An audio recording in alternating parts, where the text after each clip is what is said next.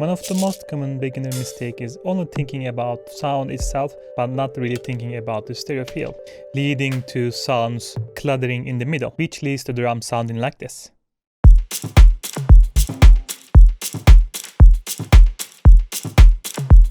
However, producers get out of this phase pretty quickly. They learn about reverb and delay, and they learn about panning things around. They get a bit excited and overdo the things, panning every one of the elements around, leading to this type of sound.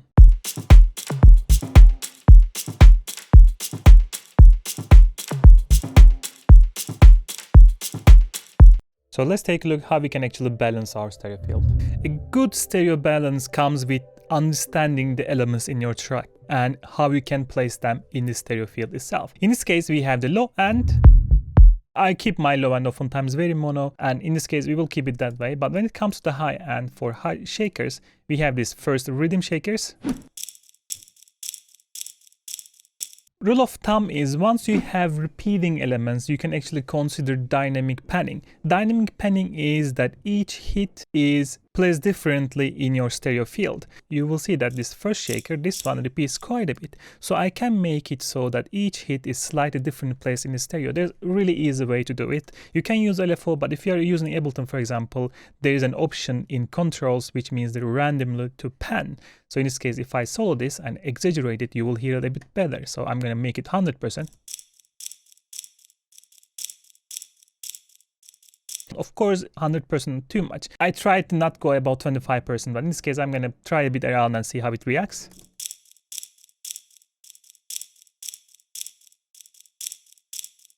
Something like this is perfect. The other one, this one, is the shorter version.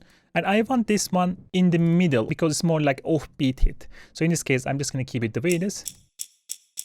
And together they sound suddenly like this. This slight movement enhances the sound. And when it comes to these two, we have this first shaker sounding like this. And the other one sounding like this. If I show you how it is, so we have very center. So I can put it on to the right a little bit. That means that the other sound that we had, I can slightly put it to the left. So these two can balance each other. So this is like in the middle, right? It's a bit splashed, but it's not important. So I can slightly put it on to the left. What I'm going to do, take this utility, put it here, balance it slightly to the left. As this is a bit more splash sound, I can actually go a bit further than 6. And together. You see how these two actually kind of balance each other. And we had also a mono shaker hit here, together. A really nicely balanced shakerish high end. And the same idea actually applies for the percussions as well. For the snare and claps, I would really be a bit worried panning them hard left or right. In this case, we have this snare sound. This has different layers, which makes it slightly stereo. It's like focused on the middle, but you can see that this splash on the right and left. This is nice, this is perfect. It wouldn't create any problem to us. And when it comes to the percussion, I will utilize exactly the same idea. First, we have this repeating percussions. The issue is I already panned the other repeating element here with the dynamic pan, so I'm not really going to pan it anyway. On the other hand, I have this Congo sample. I know that one of them is actually, the sample itself is panned a bit to right. Do you hear that? That first hit, Tommy shit panned to the bit right, which means that actually as these two kind of answer to each other, the second one, maybe make it a bit less stereo. Because this is really too stereo, like it's splashing too much and it's quite on the low end. So I'm gonna take a utility and bring down the width so that it focuses a bit more. Now it's more focused and pan it to the left slightly. Just like that. And now these two will be a bit more balanced to each other. Again, I don't need to put everything to the right and left, but these two kind of naturally speaking to each other because of that. And then we have these two perks. The first of all, this sound is very bright and transient. I don't want to distort that transient, so I'm going to keep it on the middle. And this one, also a dark sound, I'm not going to pan it neither. So again, you don't need to pan everything, don't overdo it. So let's take a look.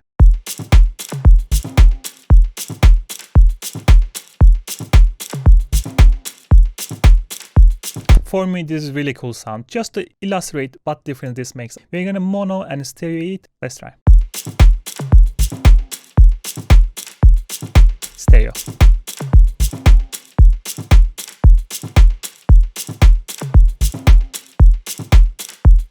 Mono.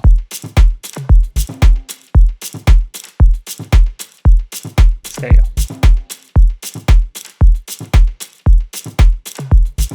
It is almost like we can breathe again. It's just like a nice breeze of sound that easier to listen to or more pleasant to listen to our ears. Again, if you overdo it, it will sound horrible and you lose the feeling of the groove and the rhythm. But if you do it balancedly, it will really improve your drums.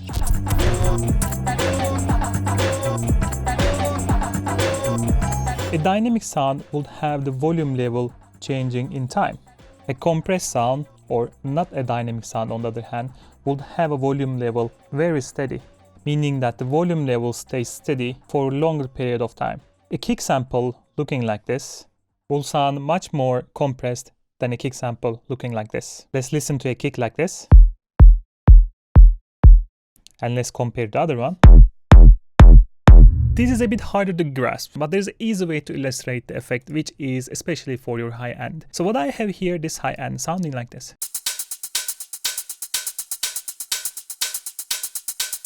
It is a perfect driving melodic techno high end. It's sounding really cool. But what if we start overcompressing this? How could it sound? How can I see there's a red flag in my sound, right? I will illustrate that by just doing it very simple. First, we have this 16 Hz sounds, very typical sound.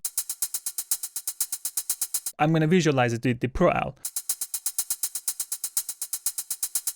This is what a dynamic range looks like. So every hit is slightly different and volume levels are different basically. So it's more dynamic. But if it was a less dynamic sound, to illustrate it easily, I will put a limiter acting like a clipper and taking off all this variation. And if I play it one more time, let's do AB, compressed, dynamic, compressed, dynamic. This is a super clean example of how a dynamic range can actually affect your track. I wouldn't have another more exaggerated version of it. Idea is putting the same setup on the group. So I'm gonna make whole high hand super crashed. Without the limiter, it sounds like this.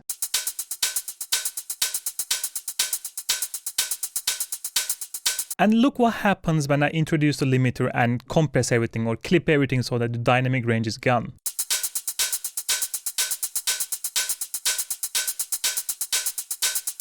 This makes everything immediately super robotic, like super unnatural, super digital, I will say often. And you should be really careful about with this one. This will turn your track into a really robotized sound.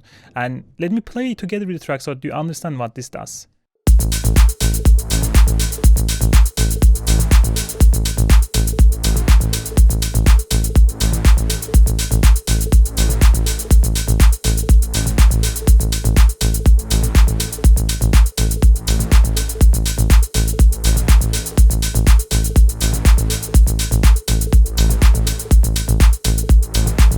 This is another really big red flag to be really careful about.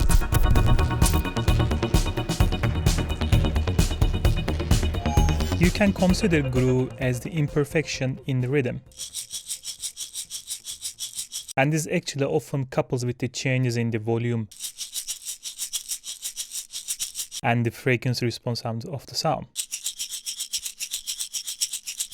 So what I have here, this loop, the first loop that we start with, sounding like this, with a nice swing.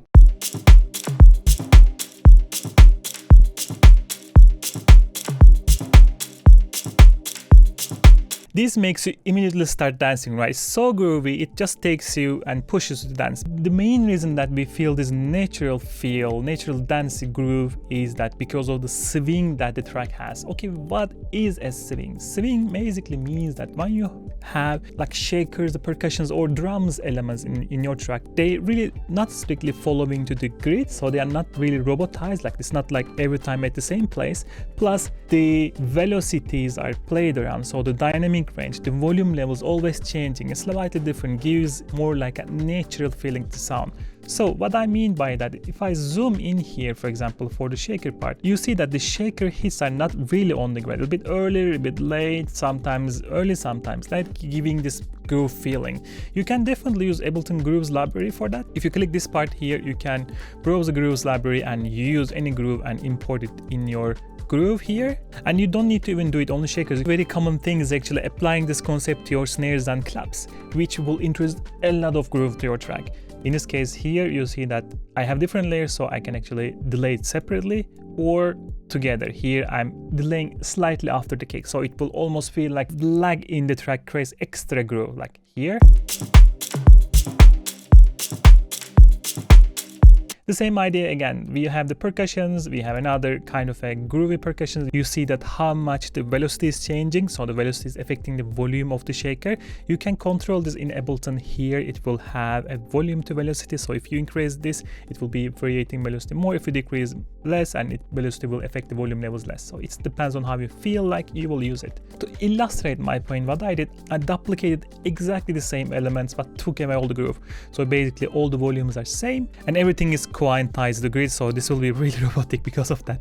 So we will start with the non-groove and switch between again. So let's go.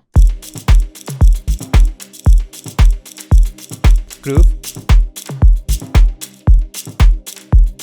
Without. With groove. Without groove.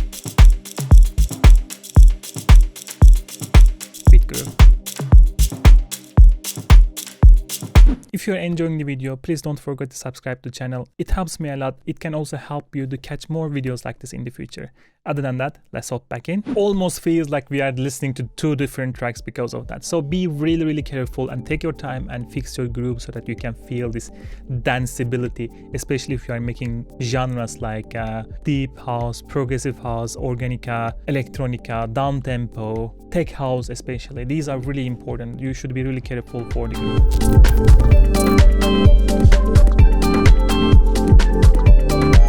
If we start using different reverbs and delays for each different sound, the sounds that we are using in our drums will start to sound inconsistent. And more importantly, if we are using heavy reverbs on different elements, the tail of these reverb starts to blend in onto other elements as well, which will cause that the elements become really hard to hear. And this brings us to the last concept, the muddy drums. I will say this is a red flag that really differentiates top level producers from average level producers. Again, I will illustrate what it means. I have the good example here where everything is made a bit properly, and then I have a bad example. We will start with the bad so that I can show you all these different red flags. High hand sounds like this. At first glance, I'm sure you feel like this sounds kind of good. Yeah, it does, but again, listen one more time and try to spot the different elements in the drums.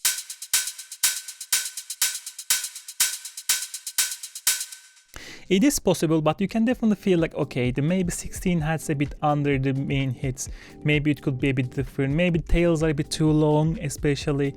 Maybe they could have processed nicely a bit more better and so on. Let me show you the problem first of all. Each channel here has its own reverbs or delays. So everything is sitting in the different places. So there's the reason that it feels like, first, long tails because of different reverbs. Two, reverbs are different, so they are slightly sitting in a different place. We feel this whole feeling, a big room feeling, in the meantime, small room feeling with the 16 hats. One more time, please focus.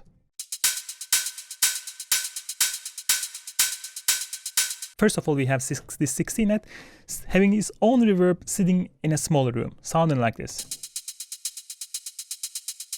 But then we have this off hat, first sitting on the medium-sized room, I would call almost like a medium hall, and having this kind of delay on top. And then we have also this shaker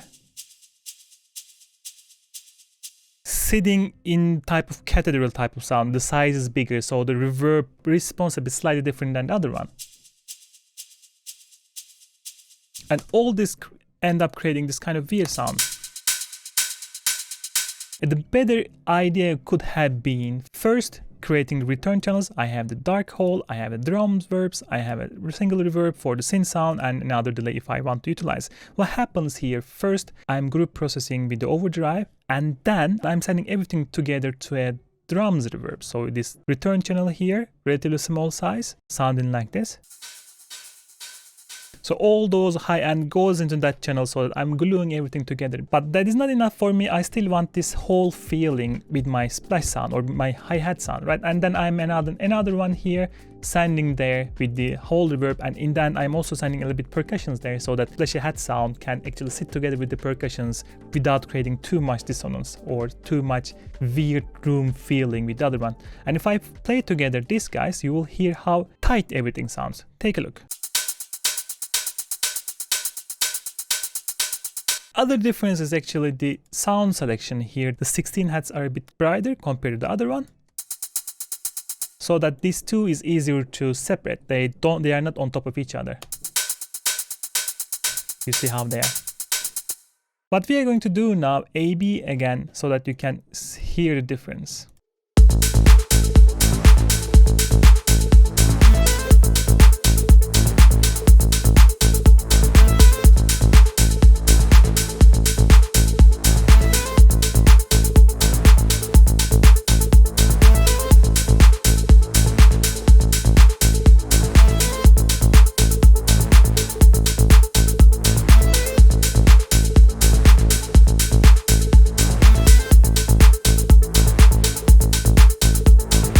And yeah, that was it. I hope it makes it a bit clear for you what type of red flags that can happen to your track, and I really hope that it can also help you to how to avoid them in your future tracks. But other than that, I hope you enjoyed the video and I hope you learned something, and I will catch you next one.